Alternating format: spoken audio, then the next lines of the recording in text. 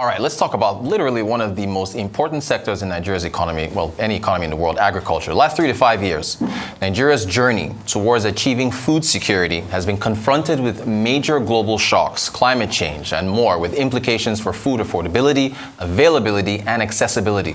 Nigerian Commodities Exchange, AFEX, Africa Exchange, has released a wet season crop production report for 2022, which looks at how to clear the hurdles holding back Africa's largest economy from achieving its all-important food security. Joining us to discuss further, Hemense Orkah, who's the Vice President, Corporate Services at AFEX. Good morning, sir. Thank you so much for joining us. So let us talk about the shocks. What has Nigeria faced over the past few years that has prevented her from achieving food security and availability and affordability? It's a new report that has been released looking at a number of factors that have been impacting Nigeria's agriculture output. And it talks about a whole range of issues in the report. I think we've actually got some data. Okay, I think we have him back. All right, Mr. Orkah, go ahead. Let's hope we can hear you now. Good morning. So there are a series of shocks that we've experienced that have put us in this current predicament. On the global level, the Russia-Ukriane war has had a huge impact on fertilizer prices, which affects the amount of inputs that farmers can use when the season kicks off. The factors or effects of COVID are still lingering in terms of transportation and accessibility to finance, have all been staggering issues that affected us when it comes to food security. And lastly, there's a lot of policy implications as well that we deal with. The cost of importing goods and cost of local production as well have been quite high.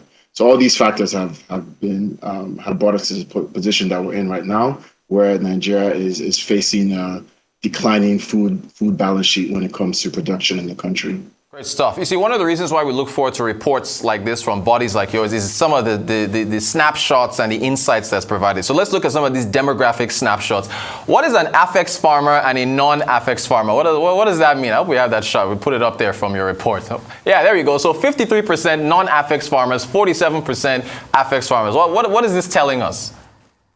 So let me just provide a bit of context. So on an annual basis, so AFEX considers ourselves a leading commodities exchange in the country and want to be the reference point for commodities on the continent. So you cannot be that without gathering data. So on an annual basis, we do a report, we survey close to over 20,000 farmers to understand the dynamics of the season and how much they've actually produced. And so the AFEX farmers are farmers that are currently within our program. They're farmers that we either provide loans to on an yearly basis, or they trade with AFEX on our platform. And a non-AFEX farmer is a farmer that's not participating in our program. And it's important that we survey all types so that there isn't a skew or biased response in the feedback that we get back from them. Look, we live for surveys. We need more of them. The age distribution, I really want to get into this here. What's the takeaway from this age distribution? Is it that most farmers, I think majority of them fall, according to your survey, between, there we go, 61% of them between 26 and 45 years. What's the takeaway? You need to be young and strong to be a farmer? What's the story? No, I mean, so what we do want is we do want younger people going into farming. So we do want farmers we want young people to see farming as a future occupation, as a way for them to earn revenue, and more revenue than they could earn in the cities or in other occupations. And so this survey just shows, it's just an actual factual report of what's actually happening on ground. But more worrisome to us is if you look at the 25% bracket and see that that's an aging population. So what are we going to do to actually attract young people back into agriculture? And to your point, it's quite labor intensive right now. And so what can we do to move towards mechanization and make it a lot more palatable and interesting for a younger generation of farmers? It's something that we need to be concerned about and try and think about going into the future. Great stuff. That's why we need the surveys. Let's quickly move to the regional distribution now. 55% of farmers in the Northwest. Is this why insecurity, I guess, is having a bit of an impact on farming output? If we put up that chart. All right, so there's the regional distribution. You're looking at, there it is, 55% of distribution of farmers from the Northwest. You've got, in purple there, 3% from the South-South, 24% from the Northeast, 9% from the North Central, and no, not yet. 9% from the North Central and 9% from the from the Southwest. All right. So the bulk. Now, if we take a look, and I think we've lost connection, but we'll hopefully get him back. But we're going to go through this. Let's do a plow. If you look at the region, let's put up the next chart from AFEX here, where now this lines with the prior chart. If you look at regional security stability on the left-hand side, where you've got very insecure to insecure and insecure and very insecure, you'll see that the Northwest leads all the regions when it comes to insecurity. So let's jump back to the prior chart that we just had, where we looked at how the regional distribution. If the Northwest is leading with 20%, and if we go back and you see that 55% of the regional distribution of farmers is coming from that very same region, then it tells you that insecurity is having quite an impact on output with respect to farming in Nigeria. And again, I think what we're looking at with respect to the players in the agricultural the chain, and for each of the players that are in there, is that we get not only more young farmers, as Mr. Orkah just talked about, which is a shame that we've lost them, but we also, with this chart here, this pie chart, you want it to be more evenly distributed to where you don't have a disproportionate region that is responsible for the output of for food for the country, to where if that, I mean, it's almost like portfolio rebalancing when you have an an investment portfolio. If you have too many eggs in one part of your basket, then you're going to be impacted if that part of your portfolio suffers a downturn. And so if we look at this here, and 55% of the farming distribution is coming from the Northwest, and then let's jump to the next chart that we just looked at a second ago, and that 55% is disproportionately impacted to the tune of almost 20% of insecurity, then there you go. Let's look at the next. Let's jump to the next chart here. We hope we can reconnect with him, but we'll plow. We'll jump through the rest of this report. Let's go to the next chart. Now, this is what's very interesting in this report.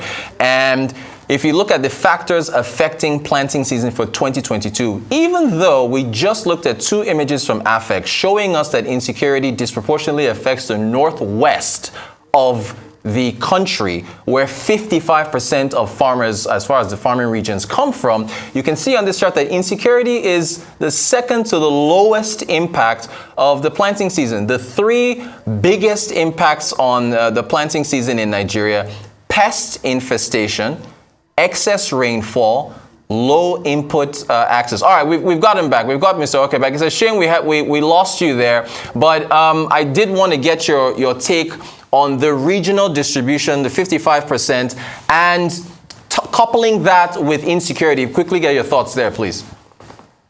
So look, I mean, insecurity is an issue across the entire country. Unfortunately, the North tends to have this stigma attached to it with it. So these should be looked on as isolated graphs. I'm just pointing as to regional threats that are taking place and not necessarily tied in to food production. So the next graphs that we have will actually show you the real impacts that's actually happening on ground, which is more along access to inputs, more along access to farmland than actual, more along climate change and issues with rainfall than actual like insecurity. So yes, insecurity is a problem, but it's not as big as a problem as people tend to make it out to be. The biggest issue is accessing fertilizers, which AFEX does on a yearly basis and provides for its farmers. So then that means that the Russia-Ukraine war, which would have impacted fertilizer access, would now excavates that problem that we're seeing in that chart. So, usually historically, farmers tend to predict or tend to decide which commodity to actually farm in a given season based on profitability the prior season. So if maize does well, then they're going to go into maize into the next season.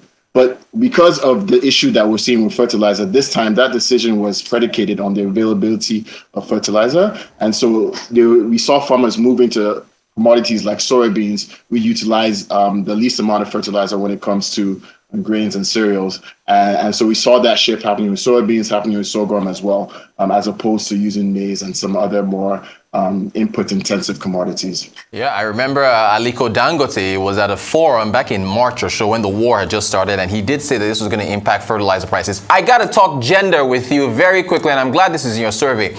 How do we have only 20% of women in farming? Is it, how do we get, I hope we have that. We got to have this chart here, the gender chart. How do we, this is from your survey. I mean, look at this. How do we fix this? Is farming a man's profession? So definitely not, right? And I think this is just reflective of the culture and the society that we live in terms of women's access to land. All right. Unfortunately, yeah, we got connection issues, but I mean, the chart tells its own story, as you can see. It's unfortunate we got a few connection issues, but I mean, 80% of 80% men in farming with only 20% women. Something definitely has to be done to improve that. So our thanks to Afex. Great report. It was a real pleasure jumping through that report there. All right, do we have Mr. Orkah back? Okay, no, we're done.